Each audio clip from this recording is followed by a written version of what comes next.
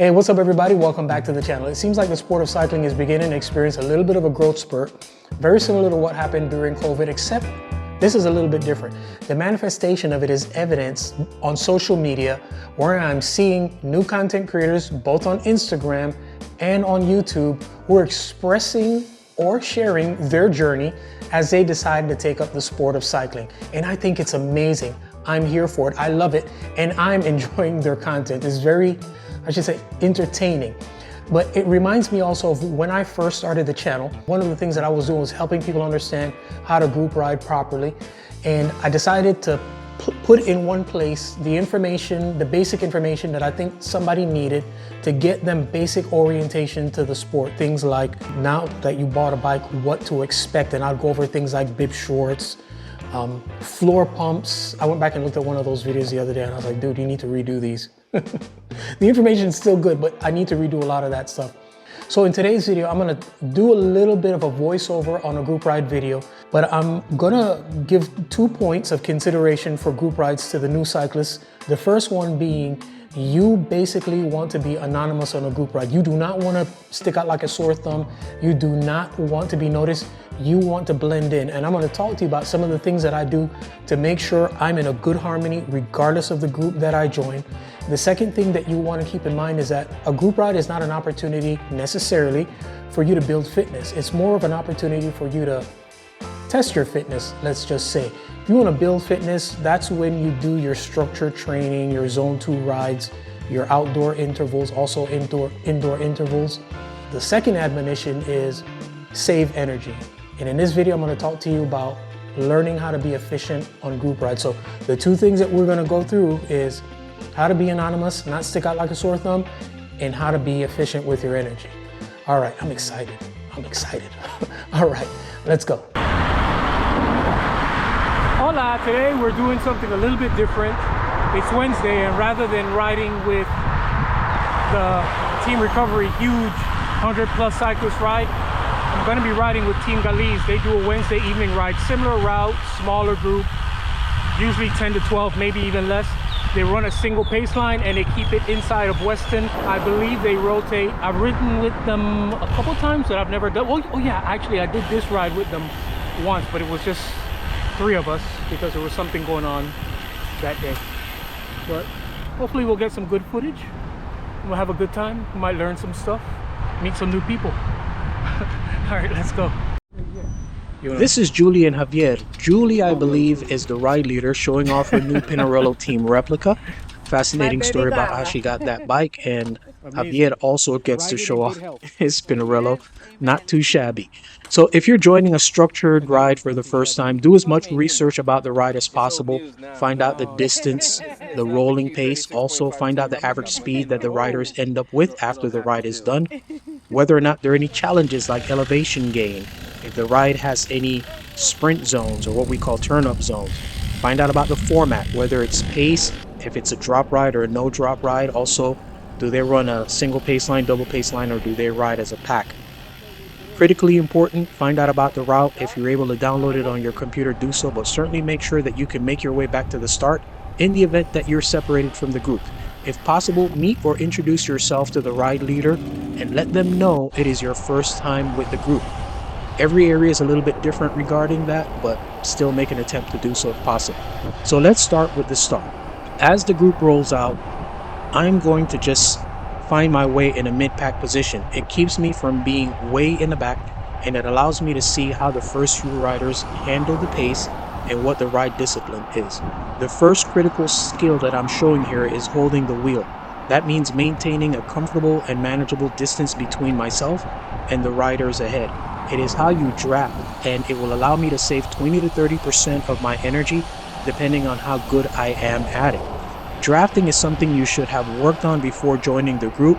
If you haven't and are not comfortable, make sure you position yourself towards the back of the group.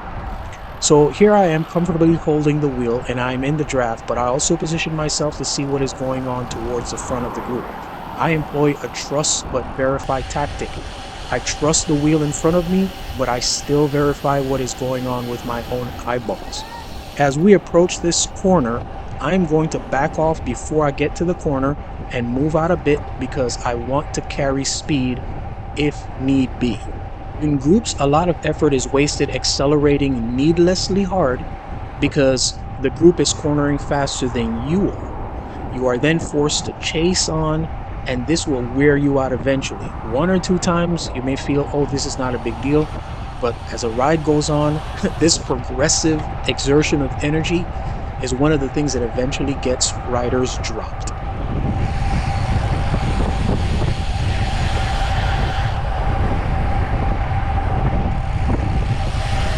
Most good cyclists are part-time meteorologists.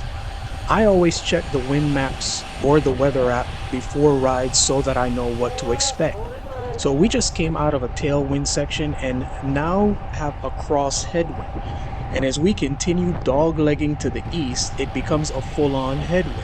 What I'm going to do as we progress is try to position myself behind Bruce's left shoulder because I'm trying to keep his body between myself and the wind.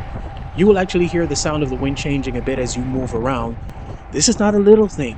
It is huge, and learning how to do this properly is one of the best ways to save energy on rides. As we round this corner, you'll notice two riders ahead of us. I don't know what the reason was, but they were pushing the pace in the headwind, and Ian, who is ahead of Bruce, held the group pace or effort. Remember I talked about blending in, not being obvious? If you are new to a ride, do not change the pace. Needless to say, there was some grumblings, and yes, I took note of that. As I'm second wheel here behind Bruce, I'm going to let this portion play out. I have speed, heart rate, my watts for whatever reason were not registering on the computer, but I'll let this portion play out as Bruce takes the speed up. I sit second wheel, and then you'll see what happens when I get on the front.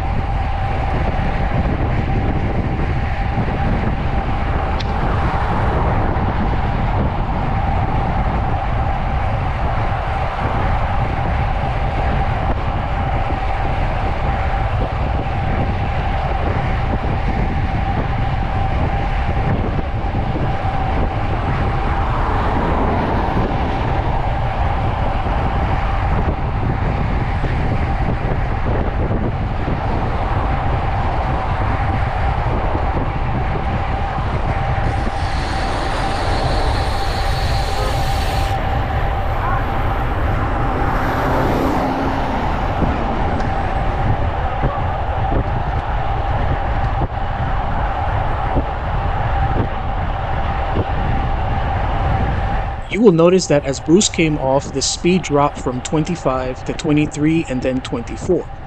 That is because I didn't surge. I actually increased my effort slightly, but what you saw was just a normal speed fluctuation. This is a smooth transition. We also are going from headwind to crosswind before full-on headwind in a bit, and I'm going to maintain effort, which will bring the speed down a bit, but let's continue.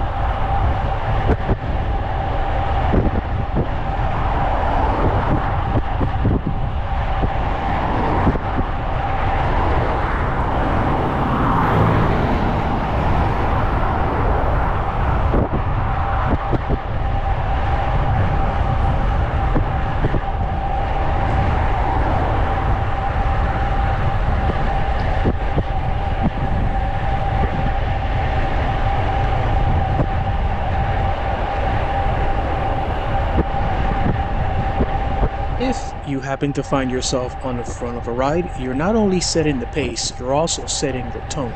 So I begin slowing for the turn, but I don't want a drastic change in speed, then a hard acceleration out of the turn. So I will approach the turn smoothly in a manner where I really am not going to have to brake.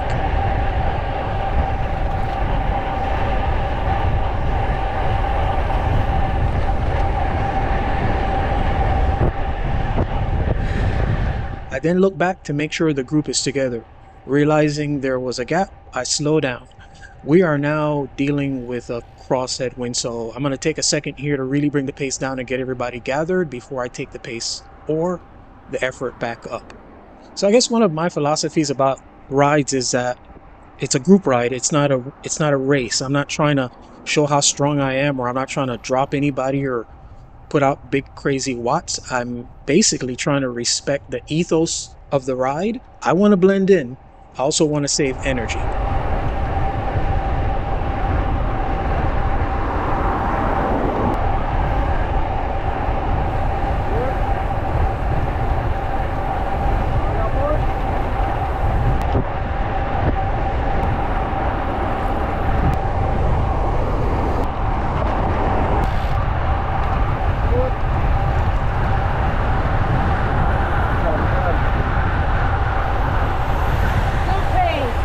Thank you.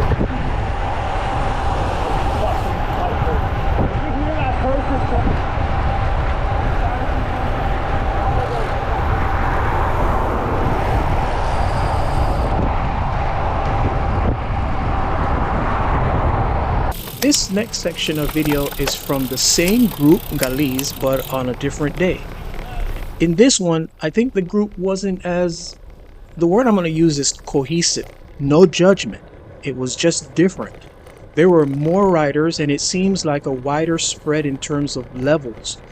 But the pace is the pace. It just goes to show that you can show up to the same ride on different days and get nuanced differences. But it's still a great ride and a fantastic workout. I had an amazing time. But this is how I deal with blending in and not trying to enforce my presuppositions or my opinion of what the group should be doing.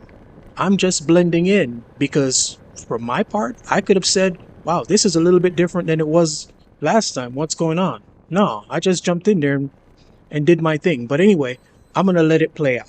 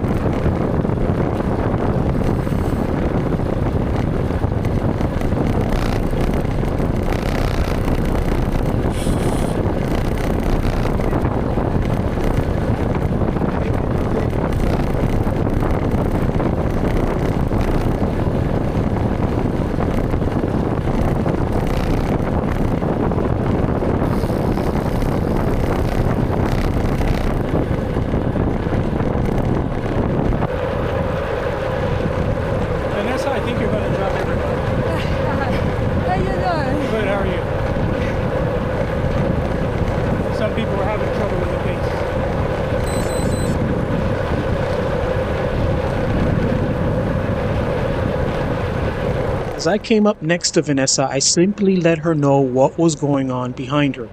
It's no different than letting the group know there was a mechanical or some other issue. It is not my job to make suggestions of the pace, whether it is too fast or too slow. I will just get on with the riding.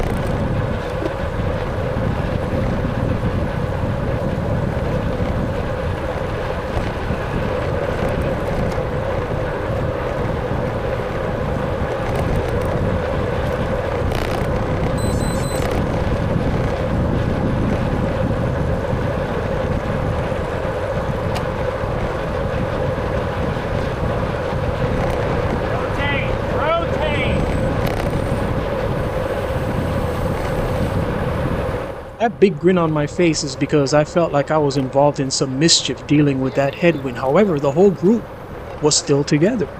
So great time on the bike.